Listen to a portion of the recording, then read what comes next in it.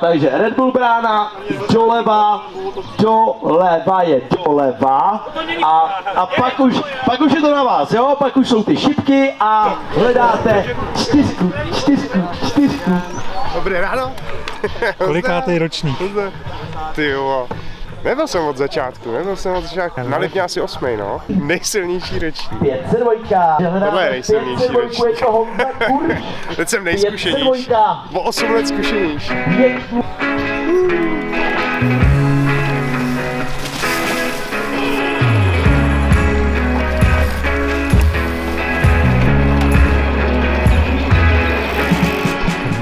Takže si nepamatuješ, jaký to tady bylo ve vodě? Ne, nepamatuju a jsem moc ráda, že tyhle vzpomínky nemám. A včerejšek dobrý?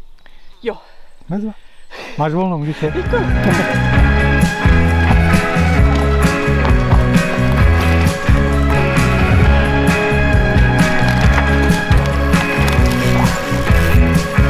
Poprvé na Montabu? Poprvé tady? No. Víš, co tě čeká? Nevím. A těšíš se? Hrozně. A dokážeš odhadnout, co to bude? Horší než 5, Typni si jej. větší kameny. Jo. Tak dík, no. Dík za zprávu.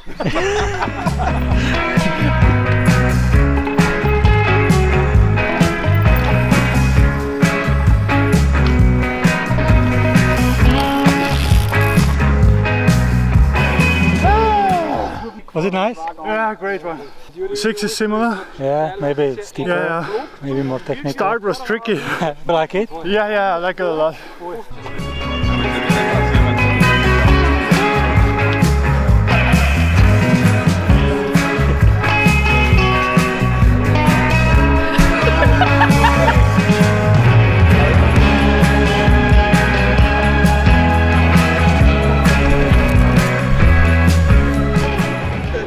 Ty jsi pamětník prvního ročníku, viď? Je to tak, no. Kterou jsi dělal RZ nebo pomáhal? No tak určitě jsem Michalovi poradil, že to je třeba vzít přes Luč, protože to je hezký kopec, tak to si jistě všichni vážejí. No a tak.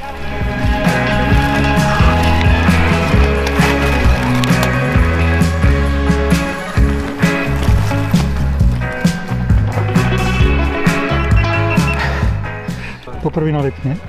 Nejsem poprvý, po čtvrtý. Po čtvrtý, který byl nejlepší? Ten je nejlepší, protože jedu bez přehazovačky. To sport.